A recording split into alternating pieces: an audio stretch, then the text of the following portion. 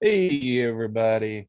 What are you guys doing? How are you feeling? How are you feeling out there in the internet world? Um hey Mike, we're the first to last Nerdom, and this is the grab bag that you've stumbled upon. I think we're all hyped up and amped up, and we're going to talk about a bunch of cool things. But first, I'm going to start with a the semi-traditional thing of I had Chinese, so I have a Chinese fortune here. Lay Um, it, lay it on the audience. Lay it on me too. and this is very pertinent to this episode. Um, First, learn to give, and then the universe will reward you. We're gonna give you a grab bag that's overflowing with information, coolness, and you're not gonna know what to do with yourself afterwards. Um, and yeah, and it's true because that's my fortune. So tell me different. what, what was it again? It was first learn to give. We're giving them a great show, and then the universe will reward you. So I guess if we ended up giving a bad show, the universe will reward us accordingly as well. So I don't I know don't about know. all that, but I know that we're going to do our level best to jump into this Mhm. week's fray. And we kind of got a little bit of pent up things. And that's my fault because like I had a very, very busy week trying to close Yep. down one thing, trying to open up another thing. Anyway, here we are and we're ready to Yeah. tackle it for sure. And I Yeah. saw, Yeah. Why not celebrate our most successful oh, video, or our Tron video, by skipping a week. No, no, yeah, things happen. That's cool. It's probably not the best week for me either. Last week, I got the Splatoon 3 video game, and I was nice. multiplaying like crazy. So when you said that, hey, it might not happen, I should have been like, oh shucks. I was like, all right. So I started gaming away. So sorry for you nerd fans out there, but sometimes life gets in the way. But we're back. We're not defeated. We're Yep. ready to we took last week, but we're giving this week. So Absolutely. Yeah. So and for the future, Thomas and I will this thing has kind of been a semi-casual occurrence and we kind of flown by the seat of our pants as it were for a long time now. And I think we're ready to get into a little bit more serious scheduling and whatnot. We're both very forgiving from myself to him and vice versa. But anyway, we are here this week. mhm. And boy, we have got a lot to dig in on. Where do you want to start first? You want to start with James Earl Jones or Sandman or what are you thinking? Well, I'm thinking about all the TV I watched last week. There's a lot of high points and a lot of low points, and not a Boy, lot in howdy. between. Yeah, boy, howdy. That's true. That's true. It started off fantastic. We're recording this Sunday before the or probably right around the premiere of episode 6 of House of the Dragon. So we didn't get to see it yet, so we're not going to be talking No, about that. But last and week we watched the fifth episode. yeah, and to be honest with you, I am behind on that show. Oh, About really? Yep, Okay. I'm actually You're behind by about you're 3 weeks this week, but it is what it wow. is. I'm really looking forward to jumping in. So Mhm. just Oh fair yeah, warning. yeah. All I'll say is, the fifth episode was probably, well, it was the best one so far, and it's right up there with the best of any of the Game of Thrones episodes, and the people can argue with me, and again, there it's still fresh on my mind, so maybe that's playing a factor as well. But I think for what they're doing with the emotional and to spotlight our main channel, or our main podcast episode, we talked about everything everywhere all at once, which was at the core about a family in House of the Dragon. at the core is about a family, and very True. divergent and different, very different in culture and time and space, families. But again, a family is universal, and you can key in and relate to both stories, even though we're me and Mike are nowhere near living in a castle and being able to lord over people, but there's always something that you could relate to a character, no matter who it is, what they're doing, as long as the writing's there. As long as the writing is there and the acting is there, you can fall into the characters and just relish with what's going on with it. And yeah, there's nothing better than a well-written show. And so yeah, I started off my week very strong with House of the Dragon, and I wish that that momentum had kept. I did watch that they were getting towards the end of Reservoir Dogs. I didn't really talk about it on here because it's not really a nerdom centric show, but Reservation Dogs is about Native American life, and about living that life, and it's very well written. The first season was good, but this second season's been fantastic. Very good writing and very good acting. And one of the episode has the Prey star in it as well. She makes an appearance and a very interesting character. So if you like Prey and you liked the actress that played in that, might want to check out that episode. But yeah, the ninth episode just came out, and yeah, then the 10th episode is gonna be, which ends out the season.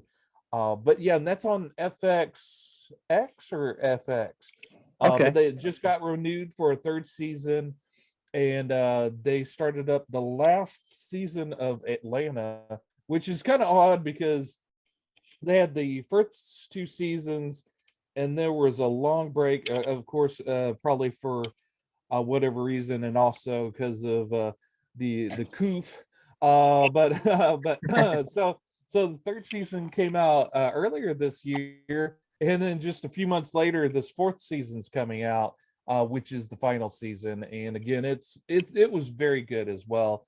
The writing's excellent on it. I think we're about 3 episodes in. The first episode, like I said on our main podcast, it was very Twilight Zone esque, very well written, very odd, but that's come to be expected from Atlanta. They did it really well because the first season is pretty straightforward with just some very odd elements thrown in here and there. But they used that season to really get you to know the characters and Okay. to really fall into the stories of them. And then the second season, more of the same, but there was a couple of episodes that were very off the wall. And then this third and fourth season's been very experimental, and telling some very interesting stories, and not always focusing on the main characters. Sometimes it's telling a whole different story. But yeah, and some of them are kind of Twilight Zoney, and some of them are straight out horror, and some of them are just kind of bizarre kind of episodes. But Okay. yeah, it's very well written show. Last season, it's gonna be sad to see it go, but I think it's smart to end the show on a strong note as opposed to a bad note, which Now, leads me into She-Hulk. I know you haven't really even dipped into it, right?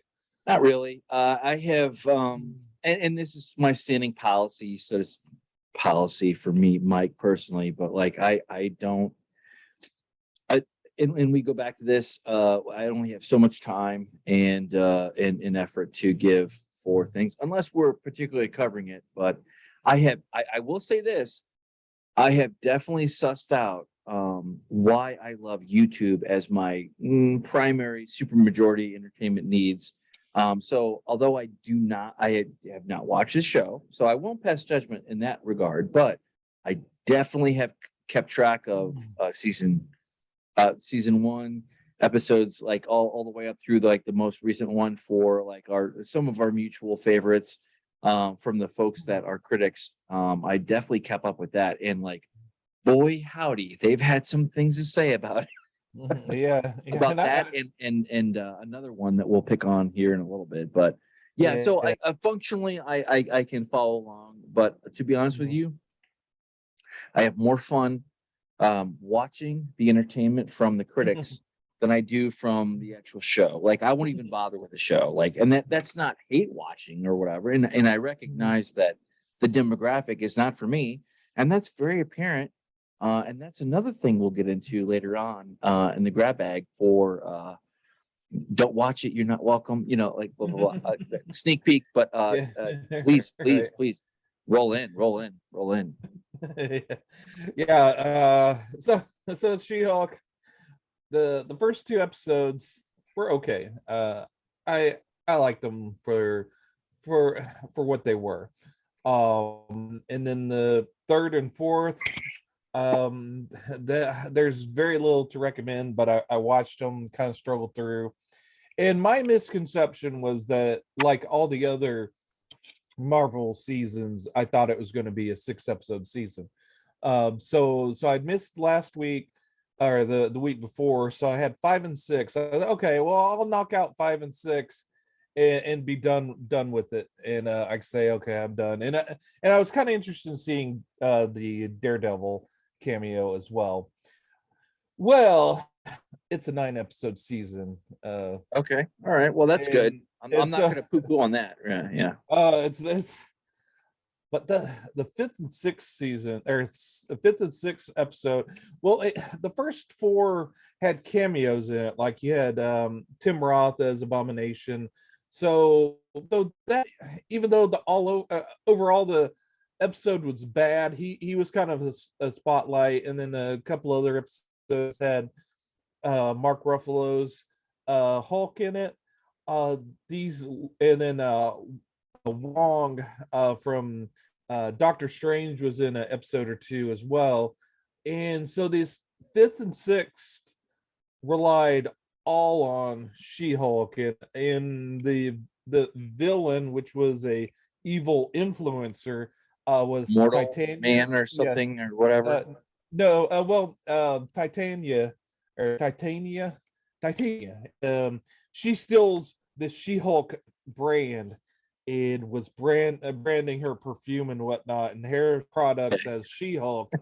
So She-Hulk had to go to trial to get her name brand back. And yeah, in the meantime, um, any if you want to know who the bad guy is, if it's Mel, he's gonna be the bad guy, or at least not a good person.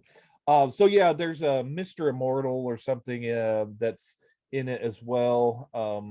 But yeah, these 5 and 6 were dreadful episodes. I think it's supposed to be a comedy, but there's no laughs. I did watch one YouTuber that pointed out and something one of the writers said, and they said that they were wanting to do a show that focused in on law drama.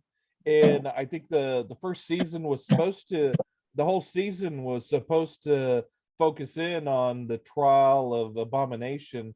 But they quickly realized in the writers' room that none of them were really familiar with the law, and so that they weren't going to be able to really even write convincing law drama.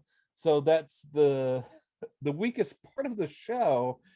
In the title of the show is Attorney at Law, She-Hulk. So without that, you've kind of hamstrung the show. So in its comedy, in at least in what it calls itself anyway, in the humor is in the sixth episode, she goes to a wedding of a so-called friend, but the friend the whole time is kind of downgrading She-Hulk. You're wondering, how are they friends? What the hell is going on? Yeah. Now, And now, for the wedding, like, what did she show up as, Jennifer or as She-Hulk? she showed up as She-Hulk, but her friend thought that that would overshadow her wedding. So could she be Jennifer? And she goes, and again, breaking the fourth wall, or the third, the fourth wall, and talking to the audience. That was the anchor of the comic book, at least the one that John Byrne wrote. And that was a very funny and very good element to the comic book, and it was used often and used well. Whereas this show, it's a toss away. It's like she turns and goes, "Oh, this is the one time I really wanted to be She-Hulk and impress people at the wedding," but yeah, and then it's like, okay, we got that anyway by your reaction and everything. You don't have to broadcast what that's just bad writing. Yeah, So they're using the breaking the fourth wall just to make either crappy jokes or to explain something in the story that didn't need to be explained. yeah, I was really surprised because this is all right. So might as well get into it. So this is a show claimed to be written for a demographic, whatever.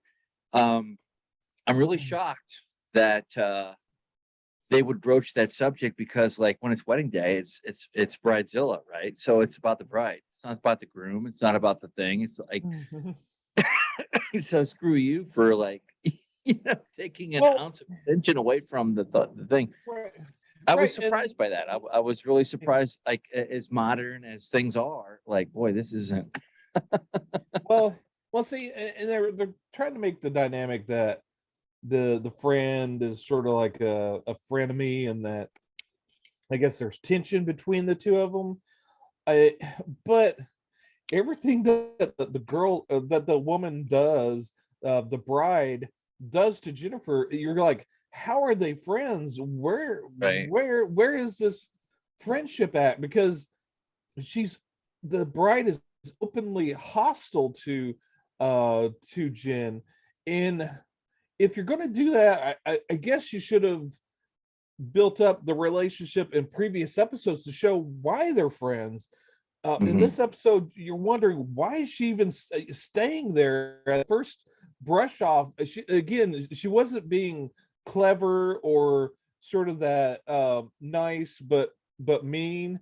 Um, she was just very openly hostile to She-Hulk. So you're wondering why she doesn't say, "F you, I'm going home." It's like, okay, you're treating me like crap, I'm going. No, it's like, oh, she just kind of mopes around and goes ahead and takes it, and it's like, where's your backbone, She-Hulk?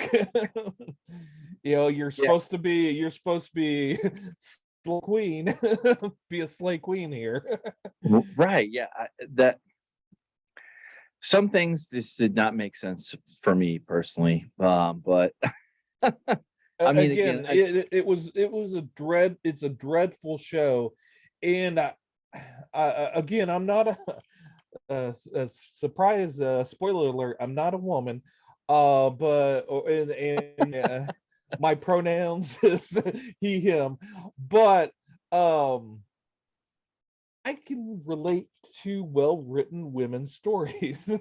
One of my favorite shows, for the longest, one of my favorite shows is My So-Called Life, which is written by a woman, and focuses on a young teenage girl and her struggles in high school. I also love Ally McBeal, another well-written female show. Um, I'm not averse to enjoying content that focuses on women, but it has to be good. Has to be, and if you're going to do a comedy, make it funny. I mean, the comedy level of these of the whole series, especially these past two episodes, since they couldn't focus on a guest appearance, is the comedy level is of a very low tier comedy movie from the 90s or early 2000s. It's you know it's it's not there. Not there for me. It again, my humor is more slanted towards the dry British style humor. So some people might find this funny. I know there's a lot of people proclaiming that they love the show out in the Mhm. Twitterverse and in the Facebook people. So hey, if you're enjoying it, and there's very quite a few memes out there that I pointed out one that was factually incorrect. Good. Out there trying to poke fun at the people that dislike the show, but and again, that meme was very dishonest and was untrue for what it was trying to come across. So the fact that they're doing that crap, I kind of almost wonder if that's a kind of like a targeted campaign. I wonder how organic things are. uh, I, that's kind of I'm my really, thoughts. yeah, I don't know. So I've kind of taken from the outset, I've taken a very normie perspective of like, it's not for me, whatever, that's fine. Mhm. And this is for Miss Marvel, whatever. And we have not rendered judgment on that for the Right. demographics that it was Yeah, obviously made and for. And I haven't watched Miss Marvel. I can't say anything about that one. yeah, Again, yeah, yeah, if you enjoyed it, and some of the people that I respect that watched it, like Perch watched it with his kids, and right, he said it was okay. It wasn't for him. His kids right, enjoyed it. So right. Yeah, and that's cool. yeah, my kiddos get into it, revisit it, but it's not something on my radar. But Mm. I gotta say, from the again, my coverage comes from the commentary and the criticism that comes from the folks that I follow on YouTube, and that in and of itself is its own paradigm, which is YouTube as people's main preference for entertainment. And we'll get into that later, maybe or maybe not. But like, Yeah. I mean, we've done the show for almost a year now, and like that's like Hmm. we've always had our YouTube picks, like because that's where we're at. Hmm. And like me, kind of getting outside of my bubble, um, that has been hammered home to be true. Not not only for men, but also for women. Like Yep. Yeah, folks and are going to where the content is that they want to mhm. hear from, and there's a confluence of many things. But the thing is that Yeah. like at the end of the day, Hollywood, the main entertainment moguls as they are not hacking it at the end of the day. Yeah. Yeah, I guess I didn't I didn't specify it, but had jumped up on the soapbox there. It's But okay. yeah, and to lead off of what you were saying, my YouTube pick, we won't get into it just yet, but Right. it started the YouTube pick, it started off as a YouTube channel, but it has branched out into television and streaming.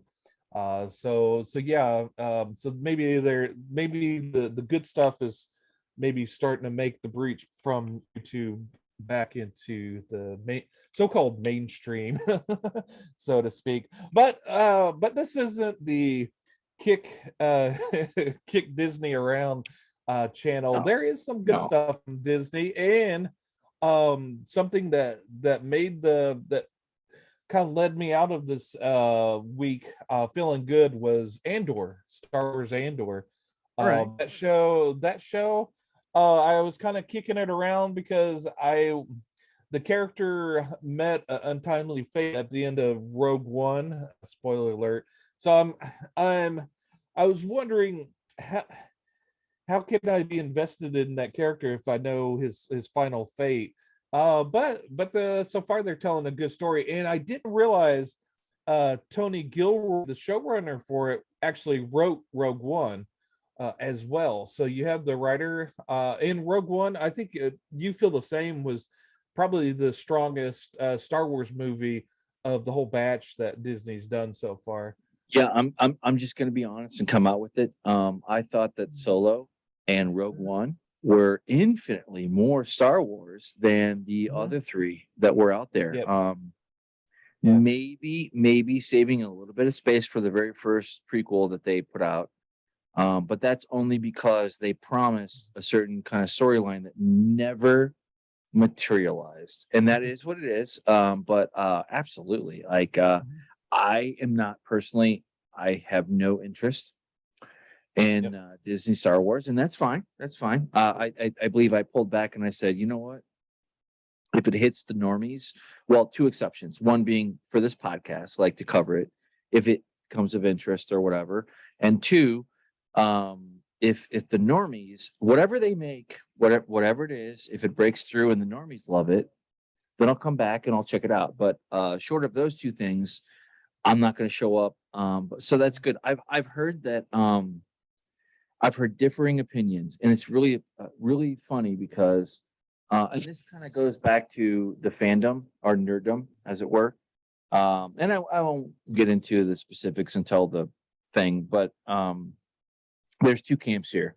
One of the guys that I follow that is super positive on a lot of things, basically put out a podcast or YouTube video saying like, and I love this. I love this about him, and I love this about his maturity and everything else. He's like, look, this storyline, this whole thing is boring to me. I'm not going to cover it. I'm not going to crap on it. I'm just going to let it go, and then I'll be back for Tales of the Jedi and some other things that he's interested in later on next year, maybe, or whatever. And I am kind of the same mind of like, I don't care. And that's not anything. If you get satisfaction from this or from other Star Wars properties, good for you. Awesome. Keep going with that. Good for you. But I am not in it. So I've heard that it's good. But if you're not into that groove, it might be a little boring. But again, I haven't seen it, so never mind what I say. It's about Yeah. what you like. Go watch it yourself and Yeah. decide for yourself. Well, I nowhere near found it boring. I don't. I'm not sure where That's good. that comes from. But yeah, Andor. It's about the character Cassian from Rogue One. If you liked him in Rogue One, you're gonna like him in this. Great actor. But yeah, it's if you if you just called it Andor, removed Star Wars, you would get a engaging science fiction story. And also Okay. they wisely took almost everything from Star Wars out of this, which makes it play, especially at least for the first three episodes. Disney put out the first three episodes, and the three episodes actually plays like a movie, so you can watch the three episodes and see if you're interested in the story. I don't know where it's going to go from here. It's a 12 I think they're planning on two seasons, 12 episodes apiece, to tell I guess a complete story of what happened to Andor pre Rogue One.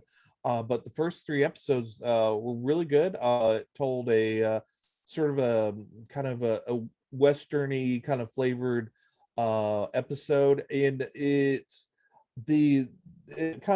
focuses on a little space colony, and the conflict that Andor experiences there, and something happens, he has to leave town, so to speak. Right. And so the first three episodes, his journey to get out of town, get out of Dodge anyway, before the law shows up.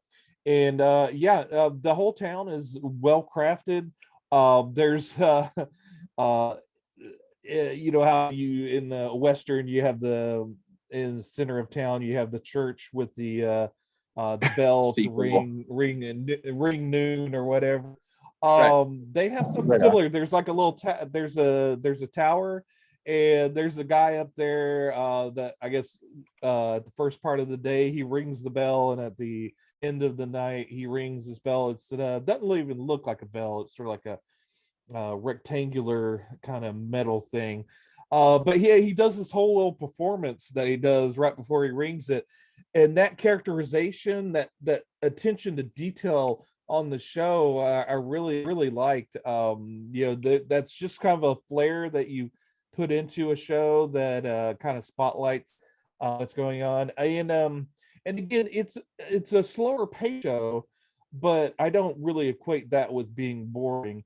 I don't need things to happen quick, a lot of explosions, a lot of things happening. That doesn't really interest me. In fact, there's a lot of that without much story to it. It just becomes a wall of noise to me, and I just don't get into that. This is not your traditional Star Wars story in that you have a clear hero that you're following, and he's doing right thing throughout the story.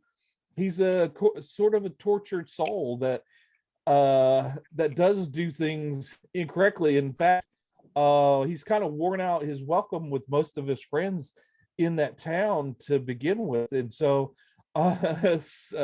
when he first starts talking about getting out of town, a lot of them are pretty happy with that. That either he owes them money or he's done something wrong to them.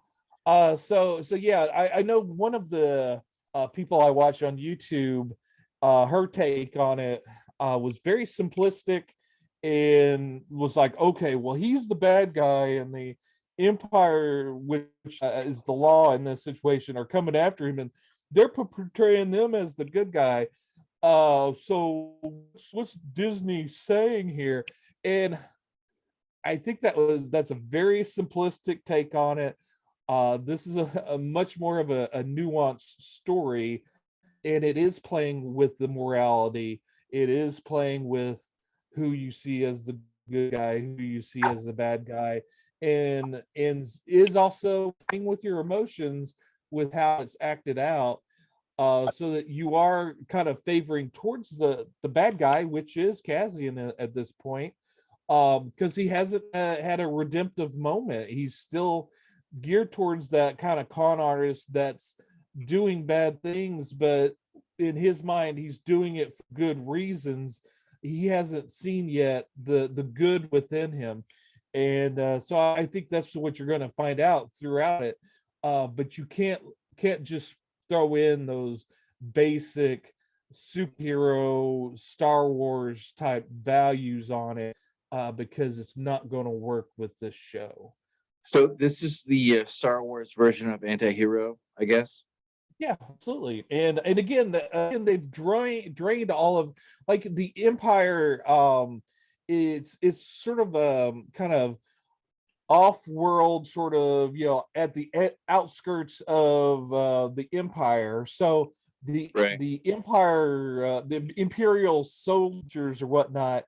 I don't know if it's because it's uh pre Star Wars proper, the original trilogy, that the Empire, their outfits are blue and do have like the visors. You don't see any stormtroopers in this. They're all kind of dressed in uniforms that are like the Imperial officers, but instead of gray, they're dark blue with sort of orange visors on their caps.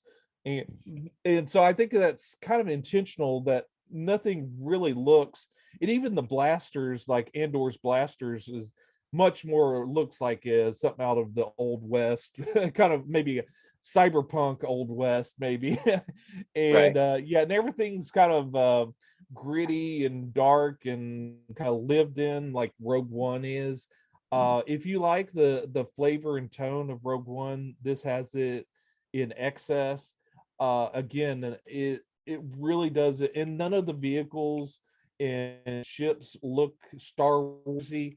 And that's why if you took everything off of it as Star Wars, and you showed it to somebody that didn't know it was Star Wars, they wouldn't have get. I mean, they might go, "Is this maybe something Star Wars?" But yeah, those are the Imperials, guys there. So yeah, Yeah. nothing like it. I got more of a kind of a cyberpunk, sort of a Blade Runner-esque feel towards the show. Maybe if they wanted to do kind of a Western, and also, and look at that image there, that previous image. I got with some of the ships, I got a very Solaris kind of vibe from the shapes and looks of the ships. kind of reminiscent of the ship from the movie Solaris that we talked about in a previous podcast. Indeed. But yeah, I won't spend too much more time on it trying to sell you on it. But yeah, I, I think it's a very well written show, and like I said, it's a slower pace. It's not going to be your action a minute show. So if that's what you're looking for, that's not what this is.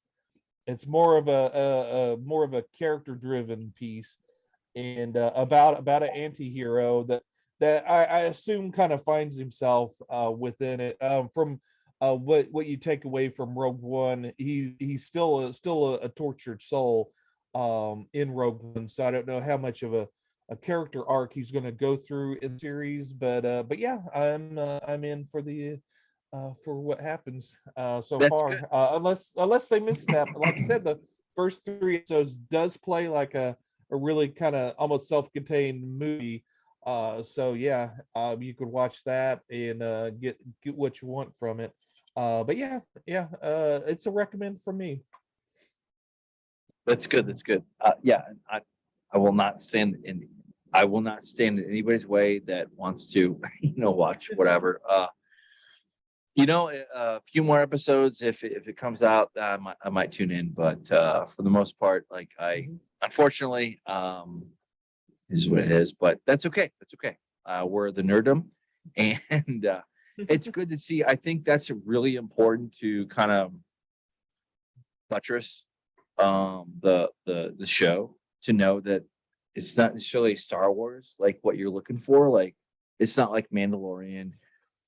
You're not going to get fan service like that. It's more like a Western, which is interesting to have see this, which is a whole other show that we can do, I'm sure, um, that fills those gaps in, to be entertainment wise. Like, Yeah, good to know. Good to know. yeah. Cool, cool. All right, are you ready to dig in on our while we're going here with the Star Yeah. Wars? Jump into the this surprised me. It didn't surprise me too much.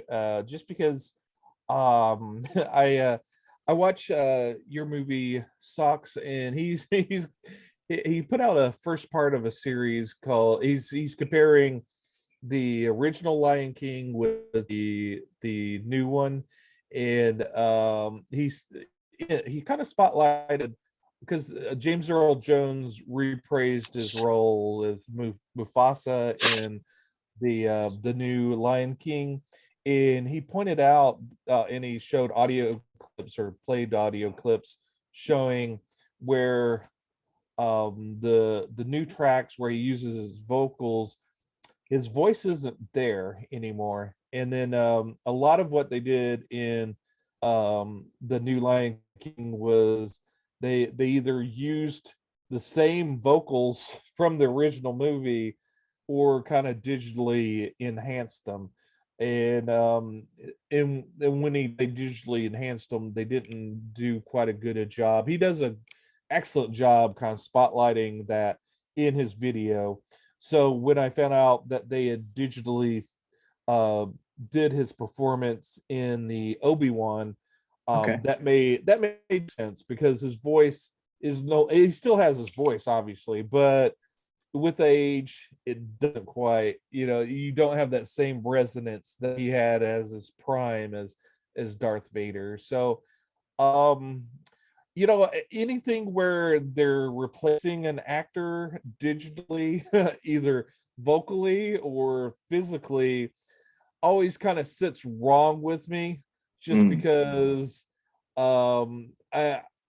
I'm kind of scared of the implications in the future of what that may lead to.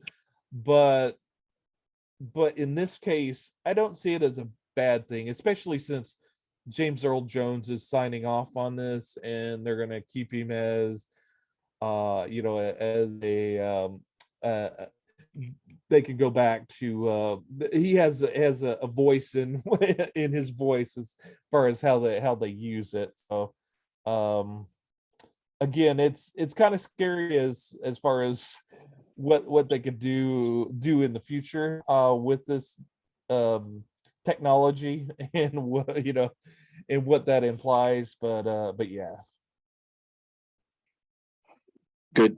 Yeah. No. Well, I mean, I guess surprised from the standpoint of like he's always been a fixture, and it Yeah. just still, as a fan, it's kind of like when the Queen died. Whether you're whatever that happened the Mhm. last couple weeks, like Yeah. it's still shocking to hear it and see it Right. like when it Yeah. actually happens. Yeah. That's Yeah. the Yeah. Kind of reality kicking you in the gut. it's the end of an era, for Yeah. sure. I think that's apropos for a lot of Star Mhm. Wars things. Like obviously we're on the nerdum, and you have your takes and I have my takes, and Mhm.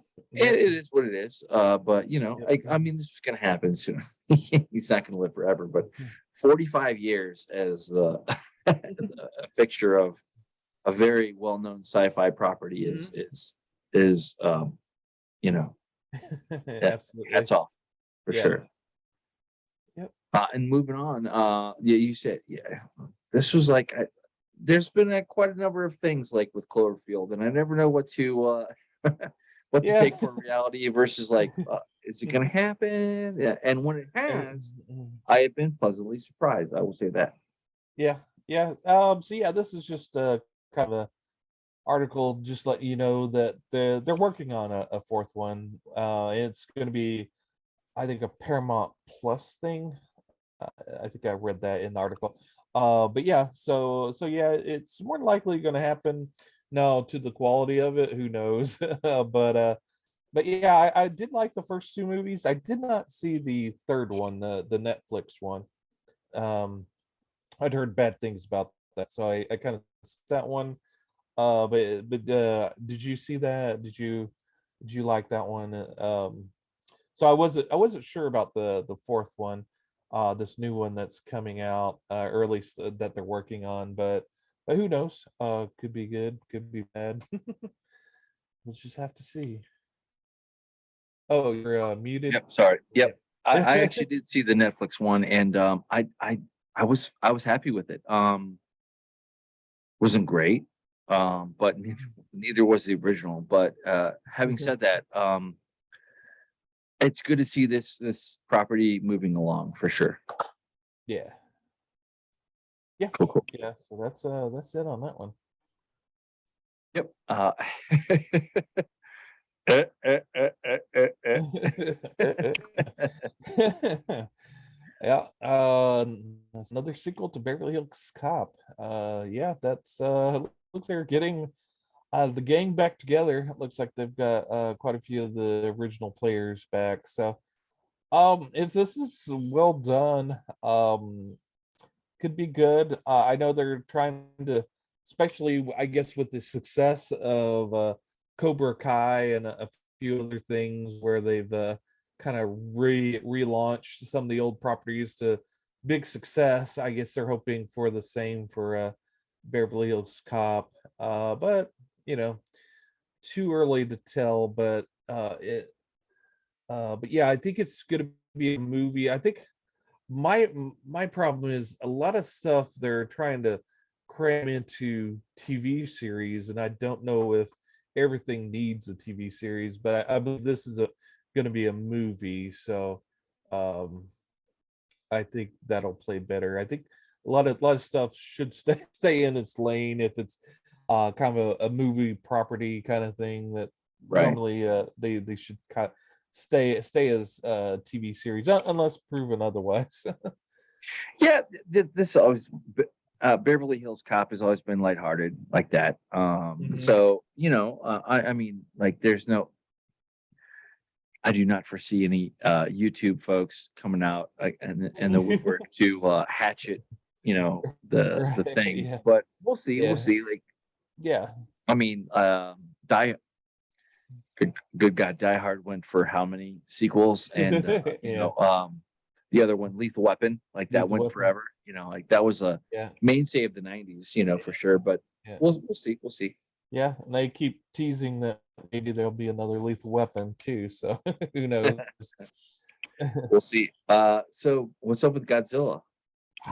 We don't know at this point. And John Carpenter Fangoria did a little teaser where John Carpenter's in a theater and you hear sounds of maybe Godzilla. So there's he did before he did Halloween, he did do kind of a low budget movie in honor of uh, a kind of Godzilla style movie, fan movie that no one's ever seen. So maybe they're release that, or who knows, maybe there's going to be a Godzilla like or Godzilla movie that John Carpenter is going to be involved with. Who knows at the point. All speculation, but it's kind of interesting that Fangoria is kind of throwing that out there. We'll see, coming soon. It's Indeed, indeed. all we Yeah, know. and actually for the next thing, like kind of flipping it on its head. So you're pro Andor. I'm not anti Andor. I'm just like not Mhm. gonna show up Yeah. unless there's something. But I will say this: season 1, season 2, season 3, I will always be here for The Witcher. I still think they do enough right to like warrant this, and this is Mhm. coming from the battlefield, the trenches of Yeah. the critics, Mhm. the woke or whatever you want to call them, folks like Mhm. criticizing the no other family friendly way to say this, the penis armor that of the some of the things, and that's a little in the minutia of season 1, but regardless, and that was in the roll up to it, but like I am glad to see that this is still going on.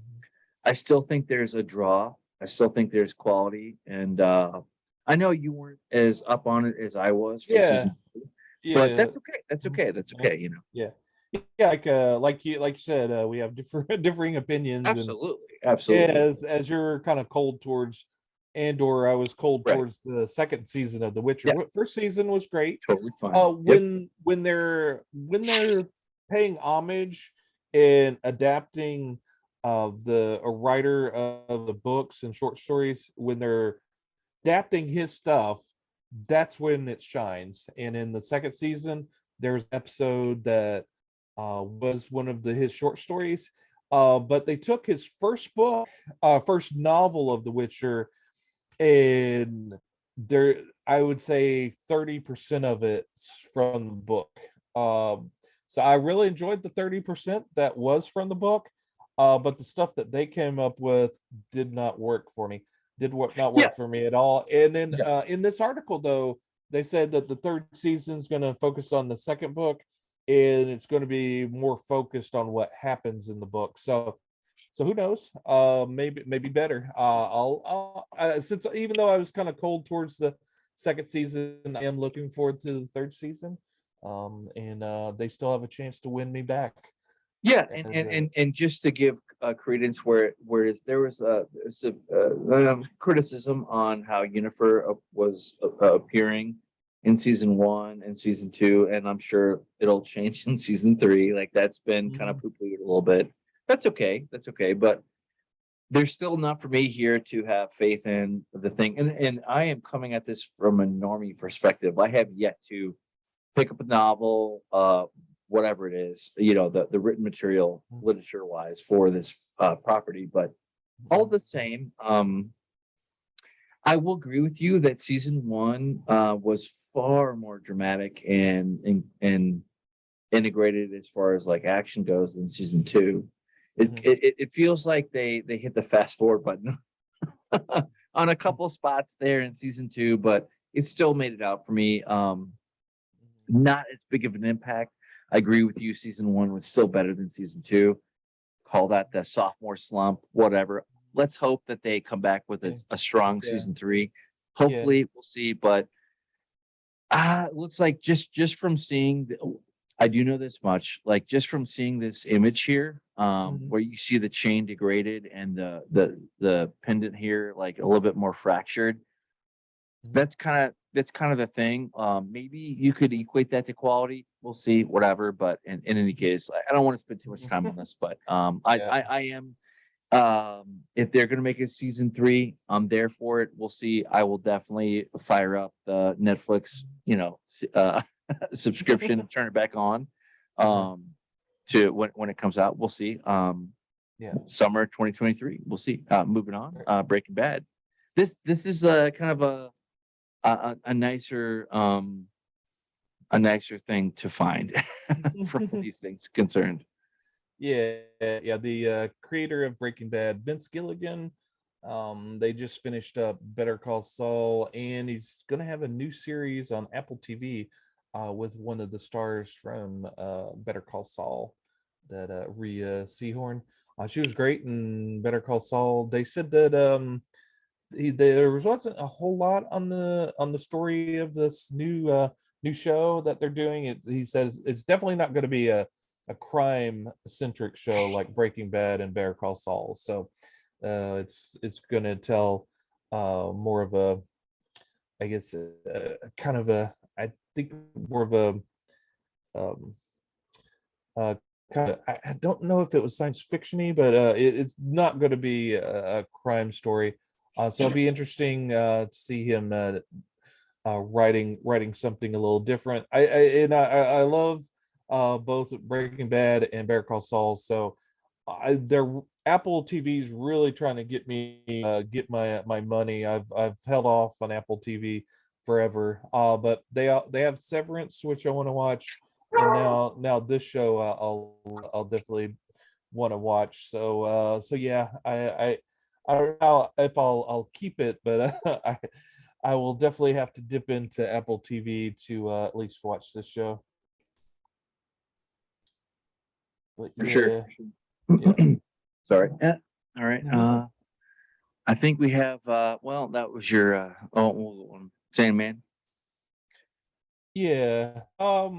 Yeah, so this is just a article saying that the special effects guys are starting preliminary work on season 2, even Okay. though Netflix hasn't okayed it. And this was published over a week ago on the 17th, and they've still haven't approved a new season yet. And then I think a few days ago they put out another article saying it's probably related to people's viewing habits on Netflix. That they're not binge watching the show. They're kind of watching an episode at a time, which is what I did. With a show like this, it's almost good to kind of soak in an episode before you just launch into the next one. Each episode, a lot of them are kind of self-contained, so they tell a little story, and you might want to take a break before you watch the next episode. But this show is very expensive. It's a very, very good looking show, so I can understand why Netflix hasn't taken the plunge yet. I would love to see another season of this, but I'm thankful for having the season that we've had. So yeah, hopefully it gets renewed. But this again, I think this also leads into, don't tell your viewers not to watch. Neil Gaiman got bristly at people making snap judgment of the show prior to it, based on the casting and the promotion of the show prior to it coming out. And he called some of the fans some unflattering words, called them things that maybe they weren't. Maybe some of them were, but he did get into a kind of a shouting match on Twitter with some of the fans, and and basically told some of them not to watch the show. And now that the people are seeing that it's a good show, people are promoting it, and I'm kind of chuckling to myself by the fact that now they're begging people to watch the show. They're going in and saying, please watch the show, please. And I'm like, well, if I was one of the fans that was offended or was told directly, if I was told on Twitter by the creator of the show not to watch my show, I definitely wouldn't watch the show. I would, no matter how good it was, I would not go back and watch the show. So yeah, again, It may be a little bit of the bed you make, you have to lie down in it. I don't know. I don't know how much of the pre pre-show drama had effect on viewership. I have no idea. I don't have the numbers. Maybe it's minuscule and there's other factors involved. But I have to imagine that there at least there's a portion of the non-viewing of it was based off of that. Well, we will certainly find out from tell the tape from the standpoint of season 2 or not, whatever. But Right. Yeah. I know you said enough positive things for me to check it out at some point. Yeah. Hopefully I'll be able to check it out like where their counter still counts it. Yeah. We'll see. But yeah, don't Yeah. ever, this goes into and we'll get into this a little bit later, but like fan baiting. Yeah, don't do that. Don't pick a fight with fans. Don't call them what they're not. Don't Right. try to create controversy where there is none. Don't do any of that. Uh-huh. Like don't, if it's good, it's going to stand on its own, and people are going to talk about it like we are. Hmm. Yeah, absolutely. With that being said, kind of going on Yeah. to Ghost Rider. So this is the next action figure from Ghost Rider. Yeah, HasLab HasLab. is Hasbro's sort of crowdfunding site. They crowdfund projects that aren't proven yet, that we talked about the one of the failed ones when they tried to make Reva's Mhm. lightsaber from stores. That was a HasLab thing. Didn't make the money. And this is maybe another misstep for them. This is not Johnny Blaze Ghost Rider. This is Rob Riaz. And the big difference is that he rides instead of a motorcycle, he has a flaming car, which looks cool. The action figure looks cool. Yes. I don't know much of this character. I know more of the Johnny Blaze Ghost Rider as opposed to the Robbie Reyes. So he's not near and dear to my heart, so it's not something I'm really interested in. But I find it fascinating because one of the toy guys that I watch was kind of upset with this. Well, not really upset, but was confused in that they're charging how much would you pay if you were a toy guy? What's the top dollar you would pay for this, you think? And again, Me, I would say maybe 50 bucks, maybe. well, guess what? This little sticker shock. It's $350. Now it does No. come with a lot of like you could trade out the wheels, and there's a lot of things, accessories that you could trade out with. But yeah, I my top dollar would maybe, if I was really into the character, really wanted it, maybe 100, 150, but and that kind of shows you everything that comes with it. Yeah, But yeah, as a toy collector, the guy I was watching was saying he would have bit the bullet at 250. But he says, and with these crowdfunding toy things, they have tiers. Like if they meet this amount of dollars, they'll do this, and if they go this far, they'll add maybe 2 characters, 3 characters. In this, I think if they met all their goals, they would have 6 action figures added onto it, which would actually have probably made it more worth it for people. Uh, but uh, but yeah, he feels like they're baking in their tiers into the price so that they're wanting you to pay up front for everything, as opposed to putting it at the price of what it should be, and then just adding on to if it goes above that. So again, I don't know a whole bunch about toy collecting and pricing and all of that. And if this is something that you're really into and 350s in the price range for you, that's cool. But yeah, I just thought it was kind of crazy that they're charging that much for it. And I don't know if it's going to get funded. I mean, they've got 36 days left, but they're a little over halfway. I don't know. Maybe we'll see. Yeah, it's hard to tell with these things. Like for Reva, it was a little bit more obvious. And honestly, I Yeah. kind of thought that it would be funded uh Yeah. video. Sorry, my camera's acting up. Uh, Yeah. No worries. as it is, whatever. I was kind of surprised, like, but not really, that didn't get funded. But anyway, Yeah. moving on Yeah. to Young Miracle Man. Yeah. Not much to say here. Miracle Man, so it has this kind of a spotty history as far as publishers, but it's made its way to Marvel. And there was a run of Miracle Man that Neil Gaiman started in the it's like it ended in 1993. They never, because of the legal battles of who owned Miracle Man, he never got to finish the story. So all the legal battles have been settled. Miracle Man is owned by Marvel now, so they're going to finish that story. So that Neil Gaiman started back in the day. So I'll definitely be there for that. I read the first part of Right. it when it first came out. I'll need a refresher of I think to get me caught up again. But yeah, that's going to come out. Issue 0 comes out in a week or two. Yep. So yeah, and then the Miracle Man, the Silver Age #1 proper starts on October 19th. So I Awesome. might mention that again when they come out after I've read them. Cool. Moving on to Spider Man. Yeah, overwhelmingly America's favorite superhero.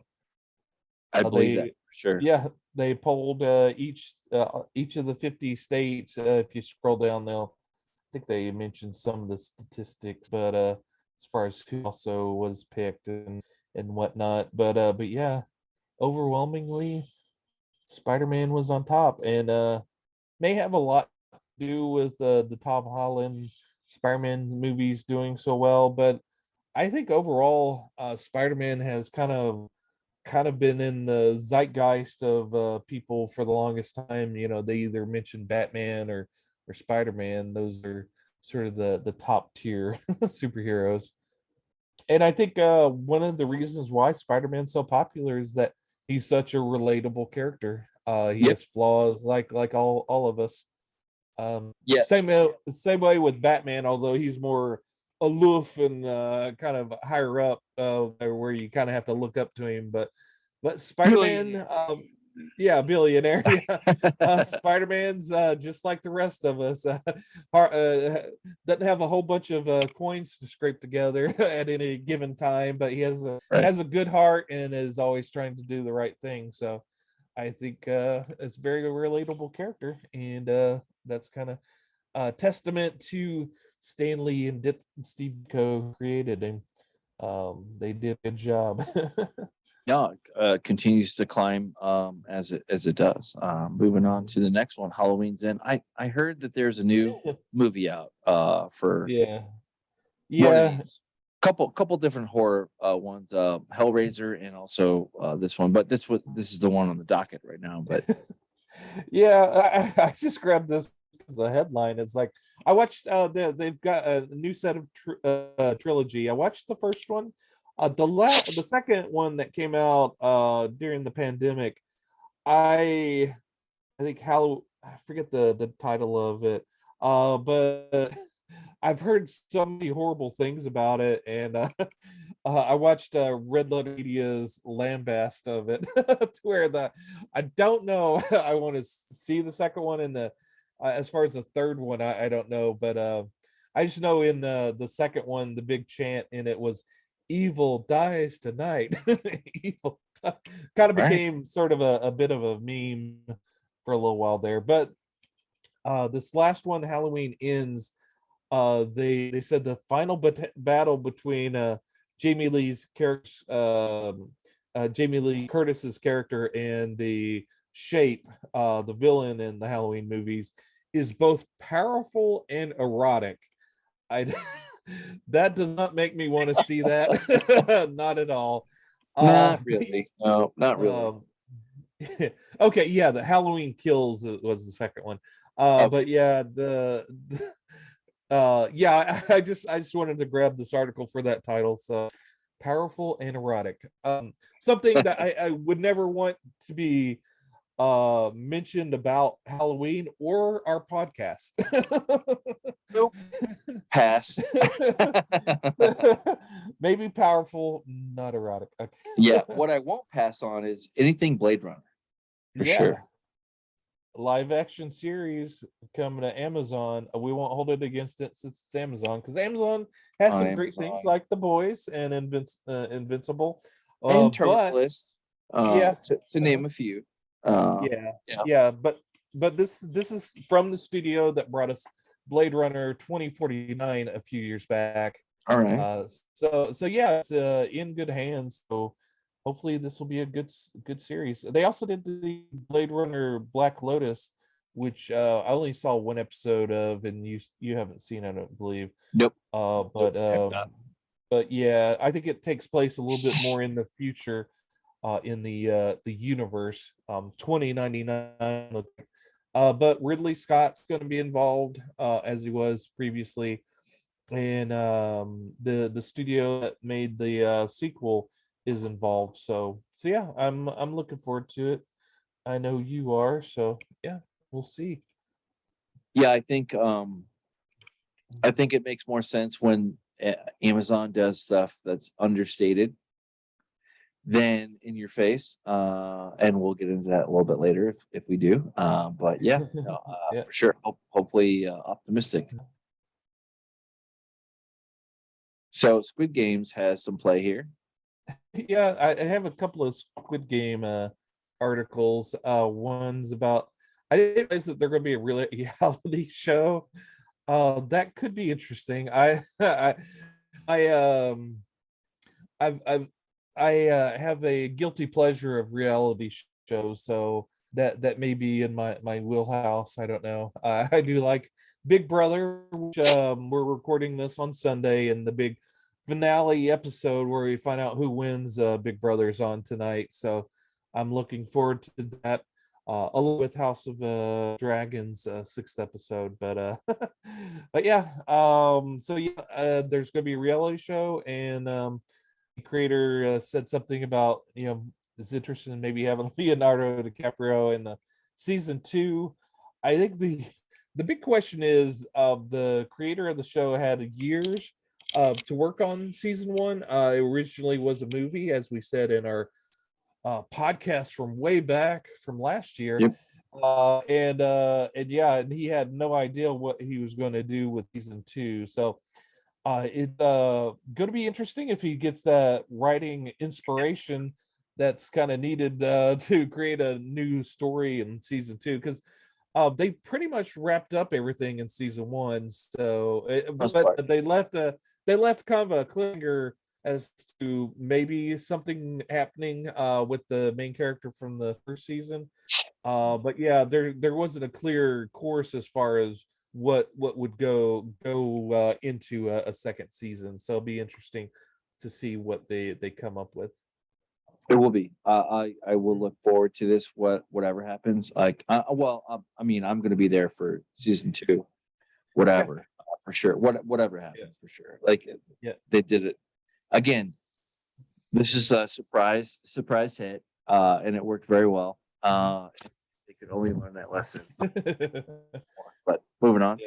Yeah, and this kind of closes out my articles for this week. But yeah, I always assumed that the Daredevil from Netflix, since they brought it over from Netflix onto Disney Plus, that this would be a continuation of the story. But this is it looks like it's going to be more of a reboot with the same characters.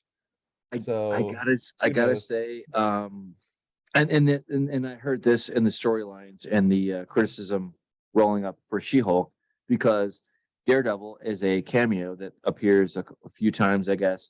But regardless, my He hasn't showed up yet. I watched those first 6 right, episodes right on. painfully watched the at least the last couple episodes of She-Hulk, waiting for that Daredevil cameo. His helmet showed up in Right. episode 5, which really alarmed me. It alarmed me because this fashion designer who made She-Hulk some fancy clothes. He's made, I guess, the costume or at least the helmet for Daredevil, which alarms me, the fact that this gritty character street level character Daredevil goes to this high-end fashion guide to make an outfit. That alarms me very much as to what Marvel is going to do with him on his Disney channel. But you know, who knows, maybe there's a miracle in the works. I gotta say, like if I have any commentary about this, and I'll leave it open a little bit. I'll leave the door cracked a little bit, not much, but um, I was very much into season 1, season 2, and season 1 of Punisher, and even to the lesser than characters of that era for Netflix, and that was um, Luke Cage. I love that. I wish I could see more of it, but it is what it is. And then even the minor character that everybody kind of panned at the time, that I was into, that I liked, which was the Disney, what was it, the kung fu Oh, Iron Fist. Iron Fist, Yeah. Iron Fist, yeah. So that wasn't really well received. I was okay with it. It wasn't great, but I was, the only thing I didn't watch was the whole roll up to that whole thing being Marvel's Defenders. I didn't get on board with that. I just wasn't interested in the female character that was the backstory to that. What was her lineage, if you will? Yeah, the Jennifer, was it Jennifer Jones, or am I Yeah, it was the other yeah, series that Netflix did that yeah. I it was like it was a very slow burning character that was like mimicking, and what I wasn't Yeah. into it, but never mind that. I heard that the baseline was that anything that you saw on Netflix is like, forget it. They're gonna do something new, and I gotta be honest with you. Well, I'll reserve judgment until it comes out, but Yeah. I'm I'll say this. I can't wait to see what that fashion designer is going to do with the new Punisher outfit. Maybe flash it up with some I don't know, tassels or something. yeah. I don't know. I I I'm not going to go there because I don't want to actively shit on something that could be good or yeah, great. yeah, right, yeah, Hope always springs could eternal. be. Yeah. But But John, yeah, whenever you're kind of promoting and trying to inspire inspiration and hope for a new season of Daredevil by tying it down to the trash of She-Hulk, it's kind of it makes you not I not as hopeful as you I once were. I'm not going to show up for episode 1 at all. But I will say this: if they keep John Barenthal as Punisher, that's the right track. If they keep, I'm going to speak to the spot to the positives, right? So Charlie Cox as Daredevil, awesome. The other characters, I hope they do well with. It is what it is. We'll just move on. Yeah, We'll just move on because I don't want to crap on something that it doesn't exist yet. So we'll see, but yeah, yeah, we'll see. I don't, I have no hope, yeah. as it were. But so this is kind of like the Rings of Power. This is kind of like the thing like where basically it kind of come out and doesn't suck. That's the good news, but it's also not great either. You want to talk about boredom, Rings of Boredom. Maybe that's a good title.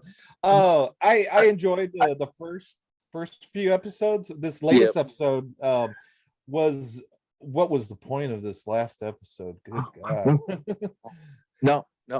I watched the first 2 that we did, uh, and I haven't returned because like yeah, yeah. it's boring. It's boring.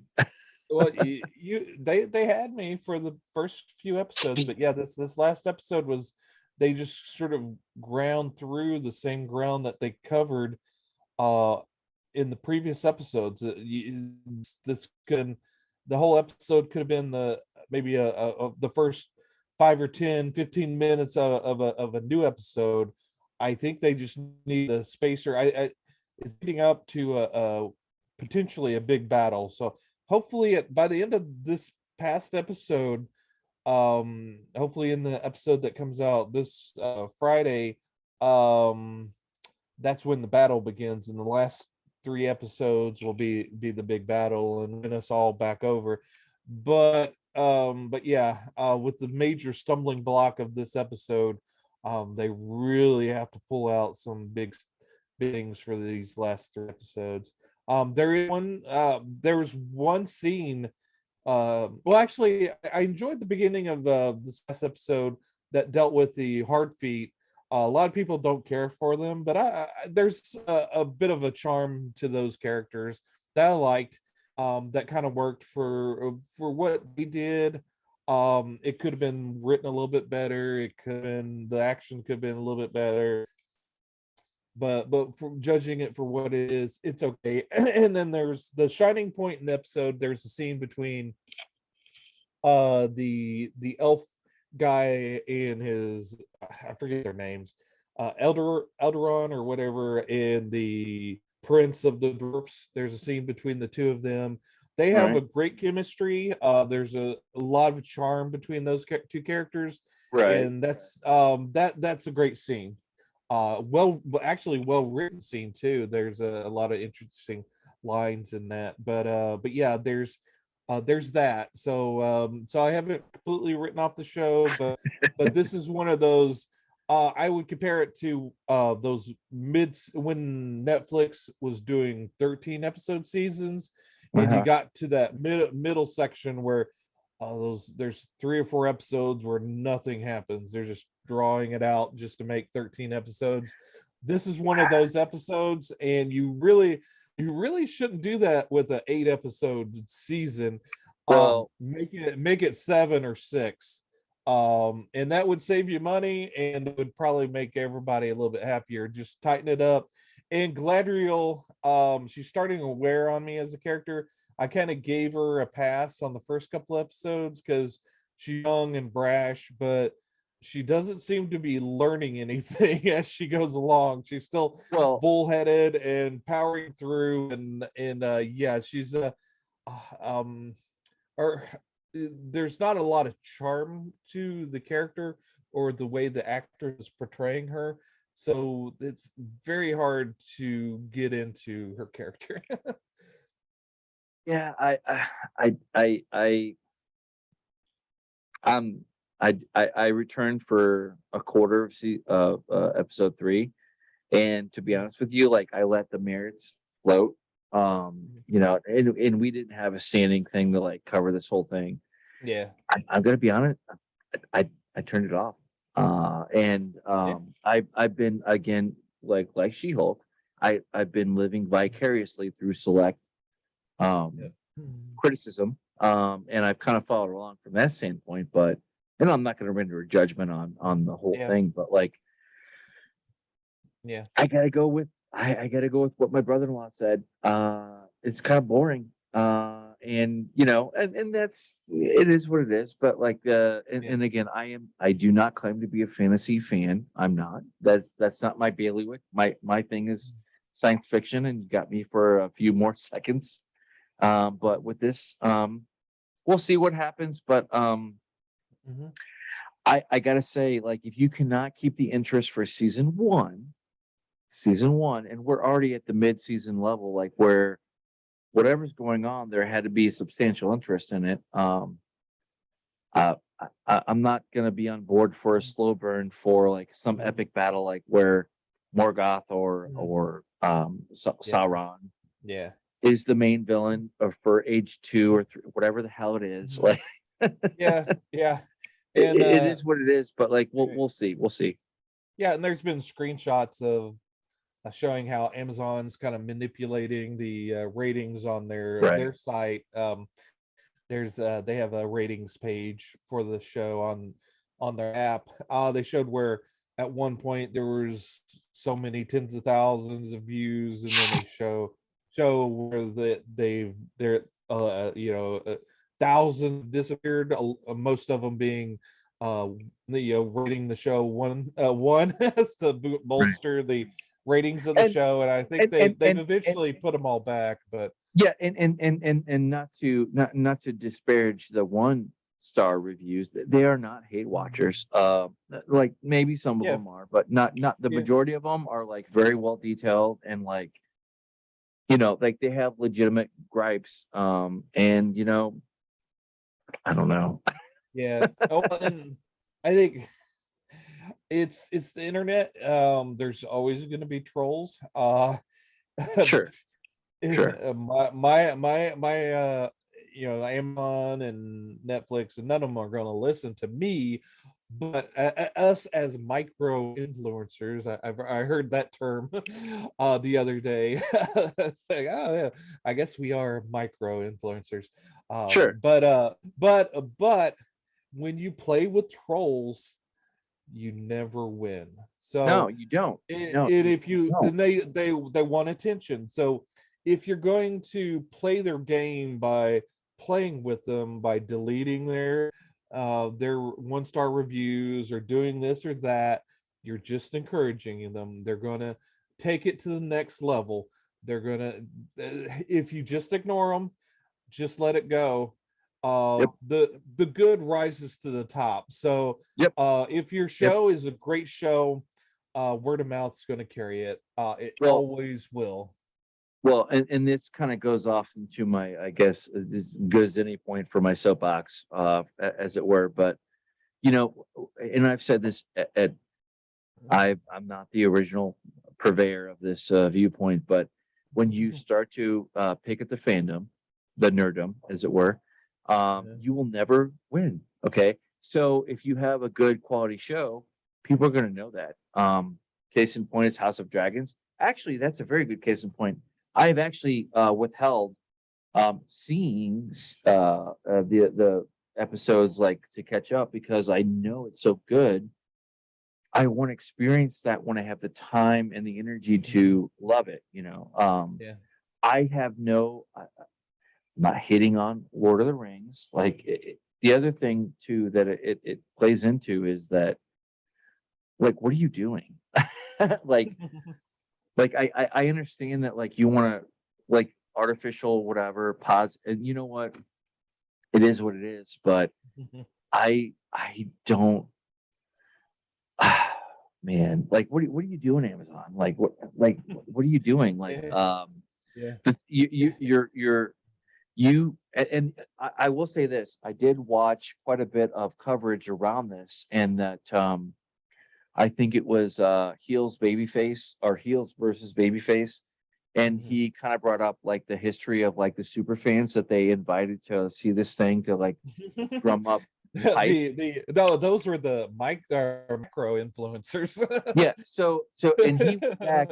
He, if it wasn't him, and I'll correct it, like in on the back end, but he basically, like, they went in and they went to these people's pages that they called out. He Yeah. went from 18 months, he went from a year, he went from 6 months.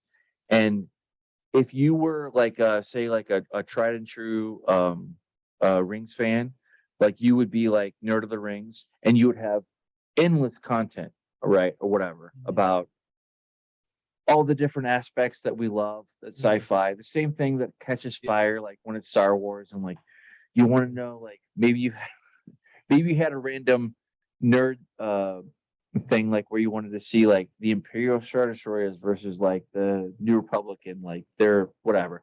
The end result is that you're endlessly talking about aspects of the universe, and that is not true for this thing that we have before us. Like, that's just not true.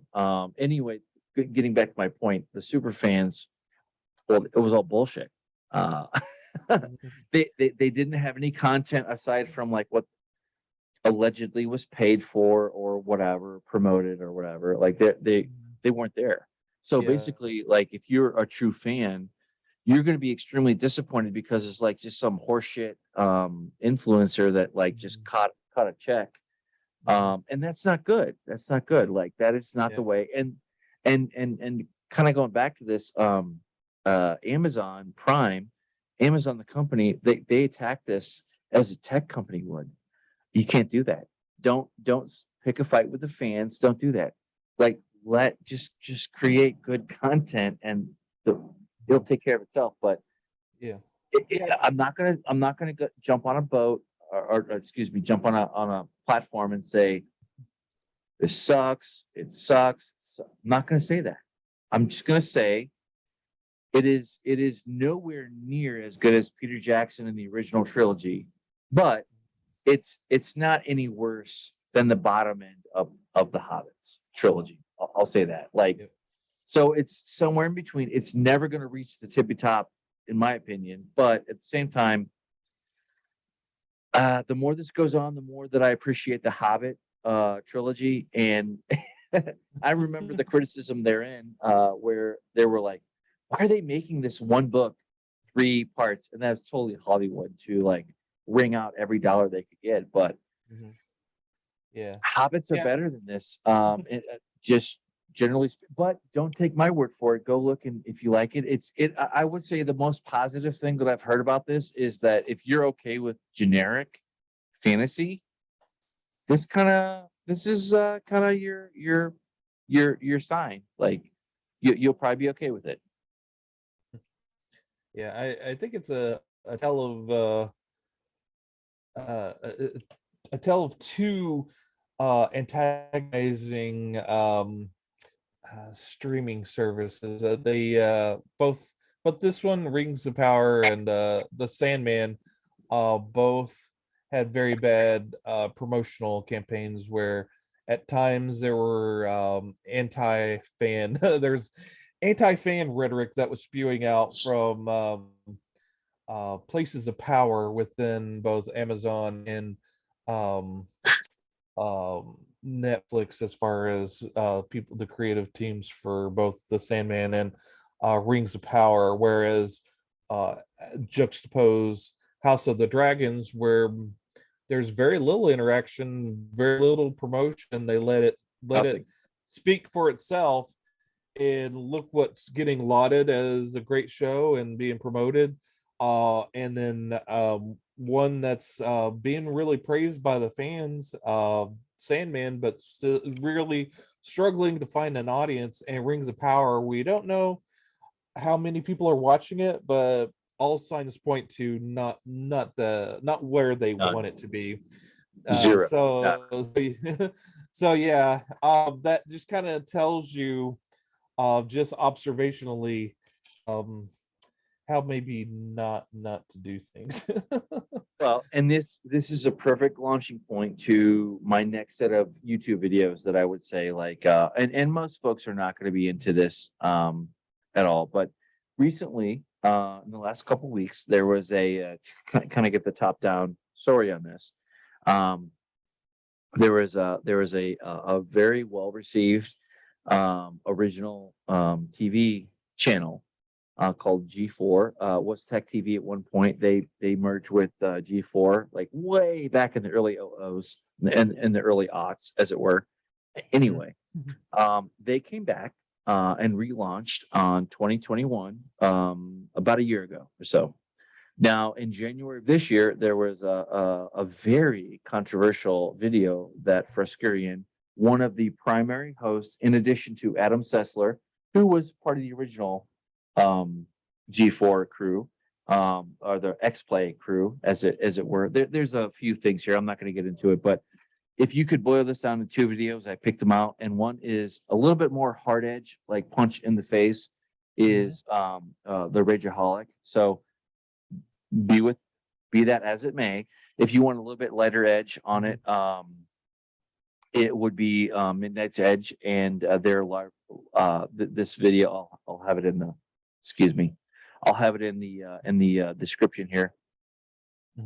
But this kind of like what I like about Midnight's Edge is like they lay out like the whole storyline from beginning to now, and in a very non-biased way to kind of like set the stage, like for you to understand like what's going on. Whereas Rageaholic is like, if you're very aware and very current, it's going to be a lot more punch in the nose. But at the end of the day, the synopsis is that basically Fruskerian and the C-suite that were at the time basically doubled down on dumb and said, if you're not part of it, if you're not for it, then don't watch, don't show up, don't whatever. And you know what?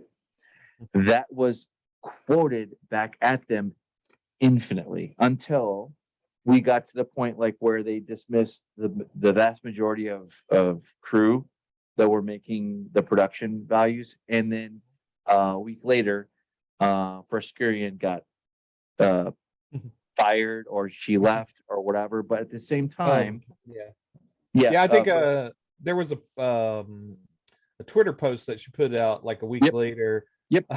Where I survived. After they laid off hundreds of people. Yep. In the face of her coworkers that are no longer her coworkers, she posted, "I survived," with sort of a little meme post saying "in your face," and then what was it, a day or two later, she left the company. 5 days later, five days later. And I will say this about that situation. Well, there's no other way. You dumb bitch. You dumb bitch. You dumb bitch. Why did you do that? Why did you do, like, of course it's going to happen. And the thing is that in January of this year, she got up and she made this like 3-minute long rant of like, basically like she was like Martin Luther, and she was nailing up the 95 V's on the church door, so to speak, like where she was like, I'm not here for your eye candy. I'm not going to apologize for not being as whatever as Morgan Webb or Olivia Munn or whatever. And like, I got news for you. That's why people fucking showed up to watch the show. It was a little bit. It was the nerd and it was the eye candy again. Don't watch this from the lens of the Rageaholic if you don't know what's going on. Watch this from the viewpoint of Midnight's Edge, because they lay out concretely, factually speaking, why G4 Tech TV was a thing and why it worked, and the various throw off or shows from their end. And I will also say this too. Back in the day, I did watch that channel quite a bit. Not from the video game content, but from the standpoint of the screensavers, which was displaced by G4 and XPlay and whatnot. But a little interesting internet tidbit, which is G4 Tech TV. That content, the screensavers content, lived on through Leo Laporte and his YouTube podcasting network at the time. I definitely was on there. He had This Week in Google, This Week in Microsoft, This Week in whatever. I mean, like that was before anybody knew about podcasts, and I was there for every single episode. But as entertainment has evolved, it's kind of gone on to like where Midnight's Edge's point was that basically, what purpose are they fulfilling aside from nostalgia, which they had for sure. And folks showed up. I showed up, like I didn't know what was going on. Like I showed up, but then I saw the little rant there, and I'm like, okay, well, one, you're dumb. Two, I've already said my bad words for the show, but the thing is that like at the end of the day, the audience says to the creators, what is your purpose? Aside from nostalgia, what is your purpose? And the fact that you picked a fight with the fandom, with the nerdom, and gaming is what it is. Like, we're not. No, you're not. No, you're not. No, you're not going to tell me that I'm a sexist pig for watching this or watching that, even though I had nothing to do with any of that. Like there's nothing wrong with eye candy. Okay, there's nothing wrong with it. And if you want to have that lesson and you want to relearn that, look at She-Hulk. All right. The fact that she's voluptuous and everything else, it is what it is. But at the end of the day, Don't pick a fight with Yeah. the Nerdom, Yeah. and I'll rest my case there. Right. Right. Yeah, if there was no room for nice looking woman, I think OnlyFans would be going bankrupt about now. Right. One last thing. I didn't watch either of these videos, although I like both of those creators. But I watched Spawn Wave, which he's more of he stays away from his channel's not about controversy, so he for the most part stays away from controversy. He comes from your regular Joe fan. Sure. He's also very heavy on the tech side. He worked years in um, gaming stores where he would repair consoles and PCs and whatnot. So he's very knowledgeable on the tech side of things. But he did a show on this as well, and he echoes what you were saying that Midnight Edge said. He basically went through the side of being a fan of the original Yep. channel, Yep. Which I and was. Yep. yeah, enjoying X Play and all of the various shows.